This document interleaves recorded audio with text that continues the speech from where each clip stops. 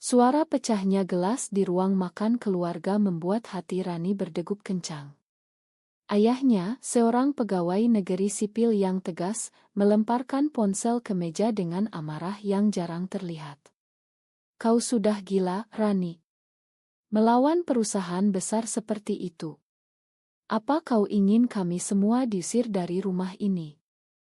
Rani berdiri tegak, mata hijaunya menyala-nyala. Tapi di dalam dadanya, badai konflik bergolak. Mengapa harus aku yang selalu memilih antara cinta keluarga dan keyakinan hati? Aku tahu proyek pembangunan mal raksasa milik Megacorp akan menghancurkan kampung halaman kami di pinggiran Jakarta, merampas rumah-rumah warga miskin, tapi ayah. Dia bekerja untuk pemerintah yang mendukung proyek itu. Setiap malam, Rani bergulat dengan pikiran itu, merasa seperti pengkhianat bagi kedua belah pihak. Pagi itu, Rani bergegas ke demonstrasi di depan gedung Megacorp. Teman-temannya dari komunitas aktivis lingkungan sudah berkumpul, memegang spanduk bertuliskan "Selamatkan tanah kami" dan "Hentikan penindasan kapitalis". Hati Rani berdenyut antara semangat dan keraguan. Apa aku benar-benar siap membayar harganya? Keluarga aku, teman-teman aku. Jika ini gagal, aku akan kehilangan segalanya. Tapi saat dia melihat CEO perusahaan itu, Nadia Salim, turun dari mobil mewahnya, sesuatu berubah. Nadia, wanita berusia 35 tahun dengan aura percaya diri yang memikat, melirik kerumunan dengan mata tajam. Rani merasa tatapannya menusuk langsung ke jiwanya, seperti pisau yang justru membangkitkan api aneh di dada. "Rani, kau yang pimpin ini?" tanya seorang teman, memecah lamunannya. Rani mengangguk, tapi pikirannya melayang ke Nadia. Wanita itu, putri dari keluarga kaya raya di Jakarta, dikenal sebagai pengusaha kejam yang tak segan menggusur ribuan orang demi keuntungan. Tapi mengapa tatapannya tadi terlihat kesepian? Rani menggelengkan kepala, mencoba fokus. Dia naik ke panggung sementara, mikrofon di tangan, suaranya lantang, "Kami tidak akan mundur." Nadia Salim, kau pikir uang bisa membeli segalanya? Kau salah. Kerumunan bertepuk tangan, tapi di dalam, Rani bertanya pada diri sendiri, apa aku benar-benar membencinya, atau ini hanya topeng untuk menyembunyikan ketakutan aku sendiri. Malam harinya, Rani pulang dengan tubuh lelah tapi jiwa bergolak. Ibu menyambutnya dengan pelukan hangat, tapi mata ayah masih dingin. Kau tahu, Rani, Nadia itu bukan monster. Dia membantu banyak orang melalui yayasannya, kata ayah pelan. Rani menatapnya tajam. Bagaimana ayah bisa membela dia? Apa karena pekerjaannya bergantung pada kontrak pemerintah dengan Megacorp? Konflik itu menyiksa Rani sepanjang malam. Dia berbaring di tempat tidur, memandang langit-langit kamar sederhana di rumah pinggiran Bekasi. Aku lahir di sini, tumbuh di sini. Tanah ini adalah bagian dari aku. Tapi Nadia, kenapa wajahnya terus muncul di pikiran aku? Ini gila. Aku harus fokus pada perjuangan, bukan pada wanita yang mewakili segala yang aku benci. Keesokan harinya, kejutan datang. Sebuah undangan dari Megacorp tiba di email Rani, pertemuan pribadi dengan Nadia Salim. Hati Rani berdegup tak karuan. Apa ini jebakan? Atau kesempatan untuk konfrontasi langsung?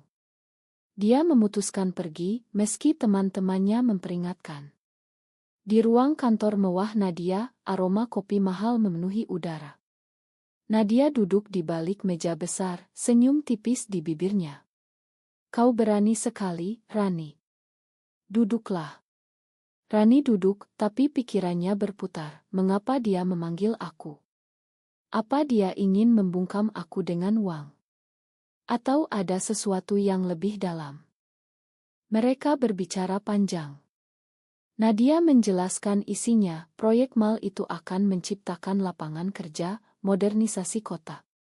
Rani membalas dengan akta, ribuan warga akan kehilangan rumah, lingkungan rusak. Debat itu sengit, tapi di tengahnya, Rani merasakan getar aneh. Nadia bukan sekadar ceo dingin, ada kerapuhan di matanya saat bicara tentang masa lalunya. Aku juga pernah kehilangan segalanya, Rani. Ayahku bangkrut karena korupsi, dan aku bangun ini dari nol. Rani terdiam. Apa ini trik? Tapi hati aku. Kenapa terasa simpati? Pertemuan itu berakhir tanpa kesepakatan, tapi benih keraguan tertanam dalam jiwa Rani. Hari-hari berikutnya, demonstrasi semakin intens. Polisi datang, bentrokan hampir terjadi. Rani di garis depan, tapi pikirannya terpecah.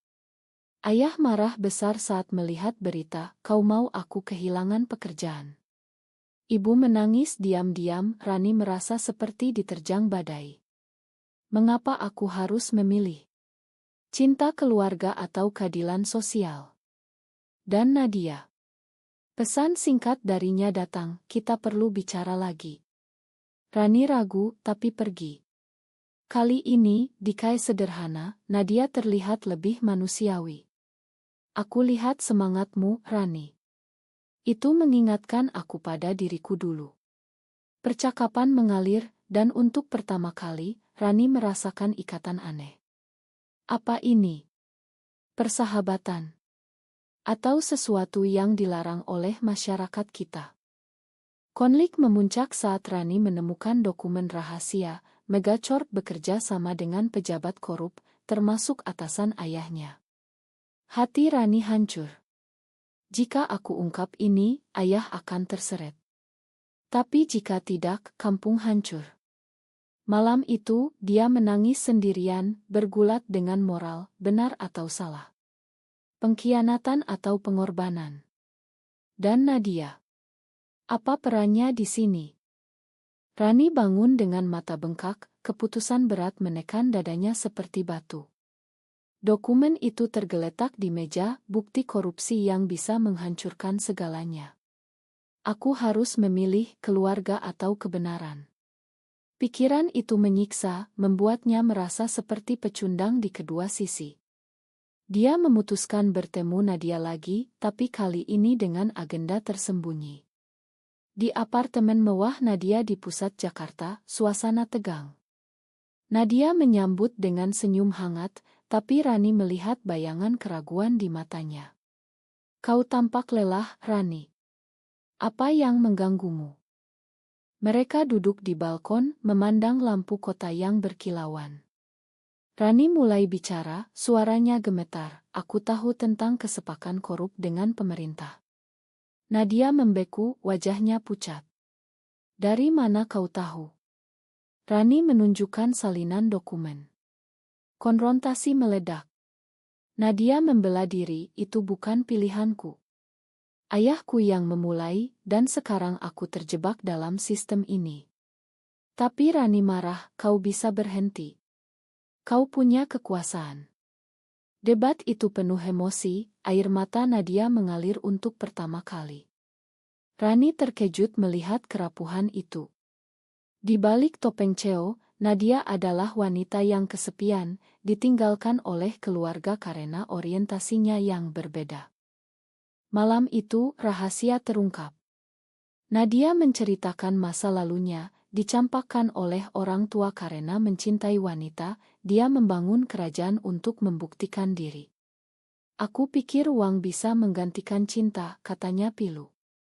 Rani mendengarkan, hati tersentuh. "Aku juga pernah merasakan itu. Di kampus, aku jatuh cinta pada sahabatku, tapi masyarakat Indonesia yang konservatif membuatku menyembunyikannya." Konflik dalam diri Rani semakin dalam. Nadia bukan musuh, tapi cermin dari diriku sendiri. Mereka berpelukan dalam isak tangis, tapi Rani menarik diri. Apa ini? Ketertarikan? Atau pengkhianatan terhadap perjuanganku? Keesokan harinya, demonstrasi berubah chaos. Polisi menyerbu, teman Rani ditangkap. Rani panik, menelepon Nadia. Tolong hentikan ini. Nadia ragu, tapi akhirnya setuju, aku akan tarik proyek, tapi dengan syarat kau bantu aku reformasi perusahaan. Rani setuju, tapi di rumah, ayah marah, kau berkompromi dengan dia. Kau pengkhianat. Ibu diam, tapi matanya penuh kecewaan. Rani merasa hancur.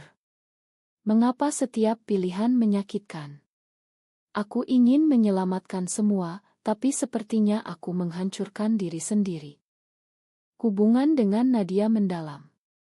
Mereka bertemu diam-diam, berbagi cerita. Nadia mengakui, kau membuatku merasa hidup lagi, Rani.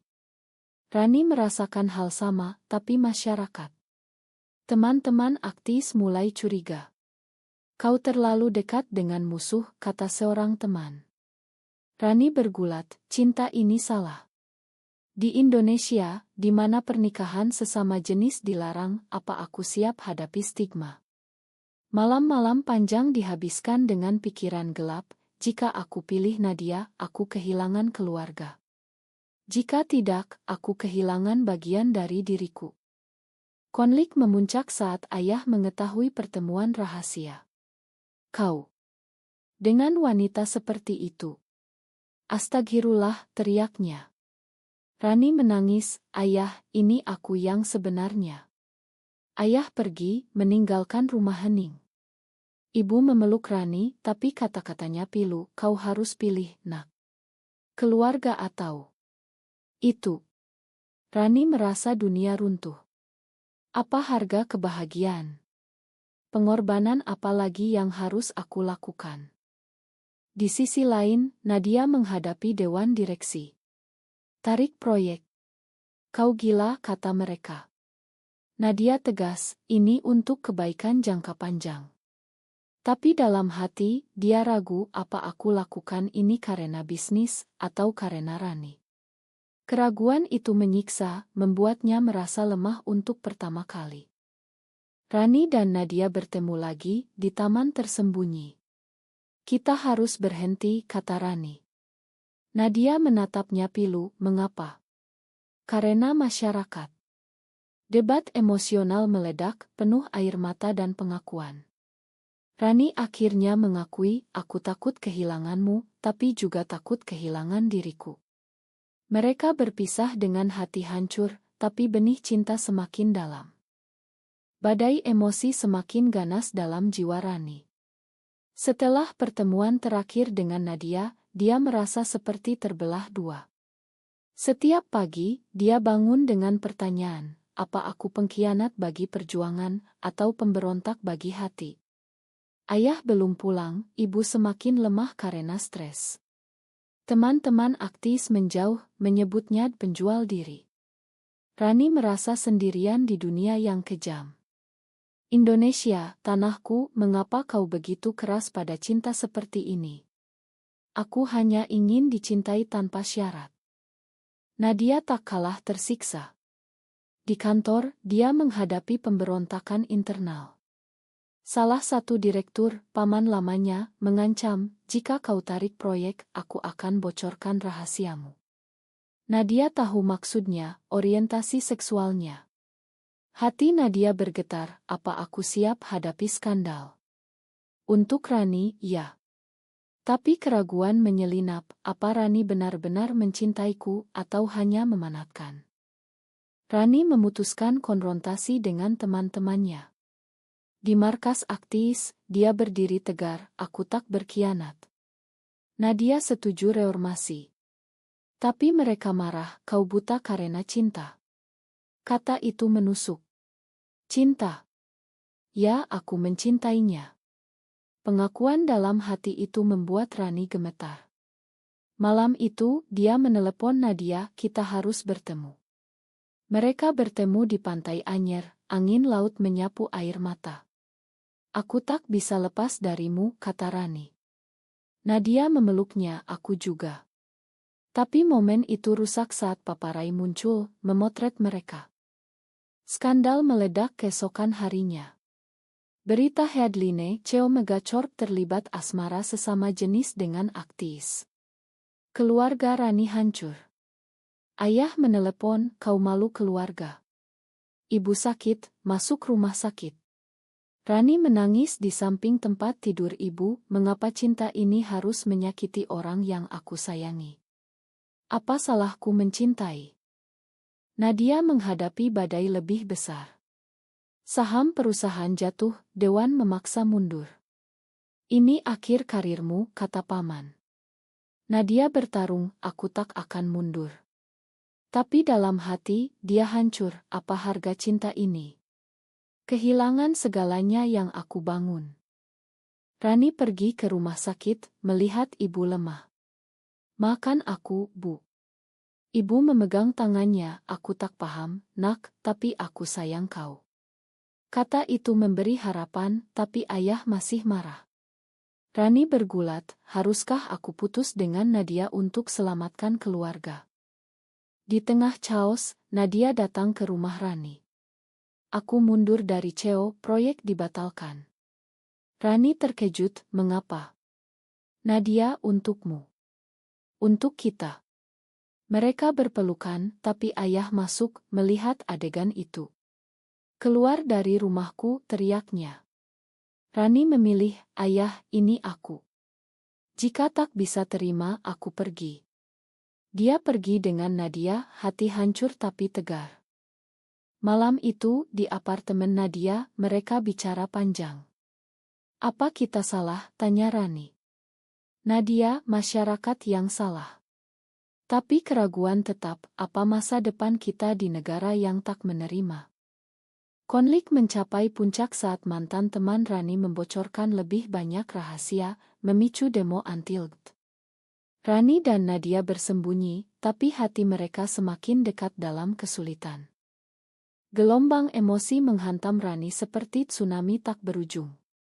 Setelah meninggalkan rumah, dia tinggal sementara di apartemen Nadia, tapi setiap malam adalah siksaan. Aku kehilangan ayah, mungkin selamanya. Apa pilihan ini benar? Nadia memeluknya, kita akan lewati ini bersama. Tapi Rani ragu apa dia layak pengorbanan ini. Masyarakat Indonesia, dengan norma agama dan budaya yang ketat, menyebut cinta kami dosa. Aku merasa seperti penjahat. Nadia menghadapi konsekuensi bisnis. Perusahaan hampir bangkrut, kreditur mengejar. Ini karena aku, kata Rani pilu. Nadia, tidak, ini karena aku memilihmu. Debat internal Nadia ganas, apa aku menyesal? Tidak, tapi sakitnya tak tertahankan. Dia menelepon keluarganya yang lama tak bicara, aku butuh dukungan. Tapi mereka tolak, kau pilih jalan itu, tanggung sendiri. Rani mencoba hubungi ayah, tapi ditolak. Ibu menelepon diam-diam, ayah marah, tapi dia khawatir. Rani menangis, Bu, tolong pahami aku. Konflik dalam keluarga semakin dalam, membuat Rani mempertanyakan segalanya. Apa aku egois? Mencintai Nadia berarti menyakiti orang tua. Skandal memicu reaksi masyarakat. Demo anti-LGBT di Jakarta, nama mereka dicaci. Rani dan Nadia bersembunyi, tapi teman lama Nadia mengkhianati, membocorkan lokasi. Masa datang, melempar batu. Mereka lari, hati trauma. Ini terlalu berat, kata Rani. Nadia, jangan menyerah. Tapi di dalam, Nadia bertanya, apa cinta ini layak nyawa? Rani memutuskan kembali ke perjuangan. Dia gabung kelompok LGBT di Jakarta, berbicara di forum rahasia. Kami bukan monster, kami manusia. Pidato itu penuh emosi, membuatnya merasa kuat. Tapi saat pulang, Nadia cemburu, kau lebih pilih aktivisme dariku. Debat meledak, penuh tuduhan. Rani, ini bagian dari aku. Nadia, aku juga. Rekonsiliasi datang setelah badai. Mereka bicara hati ke hati, makan aku, kata Nadia. Rani, kita sama-sama rusak. Cinta mereka semakin dalam, tapi harga semakin tinggi. Ibu Rani sakit parah, ayah salahkan Rani. Rani pergi ke rumah sakit, ayah menghalangi, jangan datang jika kau masih dengan dia. Rani memohon, ayah, ibu butuh aku. Akhirnya ayah mengalah, tapi dengan syarat, putus dengan Nadia. Pilihan itu menyiksa Rani. Di kamar rumah sakit, dia memandang ibu, apa aku korbankan cinta untuk keluarga. Nadia menelepon, jangan lakukan itu. Rani hancur, aku tak tahu lagi. Malam puncak, Rani putuskan, aku tak bisa putus denganmu, Nadia. Ayah marah, tapi ibu bangun, biarkan dia bahagia, Mas. Ayah terdiam, mulai ragu. Emosi mencapai klimaks yang menghancurkan dalam jiwa Rani dan Nadia. Setelah konfrontasi di rumah sakit, ayah Rani akhirnya bicara, aku tak setuju, tapi aku tak mau kehilangan anakku. Kata itu seperti obat, tapi luka masih menganga. Rani merasa beban dunia, apa ini kemenangan, atau hanya penundaan. Nadia di sisi lain, memulai perusahaan baru, fokus pada proyek ramah lingkungan. Ini untuk kita, katanya. Tapi trauma skandal membuatnya paranoid, apa masyarakat akan pernah terima kami? Mereka pindah ke Bali mencari kedamaian. Tapi bahkan di sana, tatapan orang asing menyiksa. Rani bergulat, apa kita harus sembunyi selamanya? Cinta ini indah, tapi harganya. Kehilangan identitas, teman, keluarga. Nadia menceritakan mimpi buruknya, aku mimpi kehilanganmu. Rani memeluknya, aku di sini. Tapi dalam hati keraguan, apa ini cukup? Kembali ke Jakarta untuk urusan bisnis, mereka hadapi ujian terakhir. Mantan Direktur Nadia mengajukan gugatan, bocorkan lebih banyak rahasia. Pengadilan ramai, media menyorot. Rani bersaksi, cinta kami bukan kejahatan. Nadia, aku tak malu. Tapi hakim konserati memutuskan melawan, perusahaan Nadia ditutup. Mereka kalah, tapi hati semakin kuat. Di rumah, ayah Rani datang, aku salah. Makan ayah. Rekonsiliasi penuh air mata. Ibu sembuh, keluarga bersatu kembali. Tapi masyarakat masih keras. Rani dan Nadia mulai kampanye berjuang untuk perubahan. Tahun berlalu, mereka hidup bersama, tapi luka masa lalu tetap. Rani merenung, apa semua pengorbanan ini layak? Cinta kami selamat, tapi dengan harga tinggi.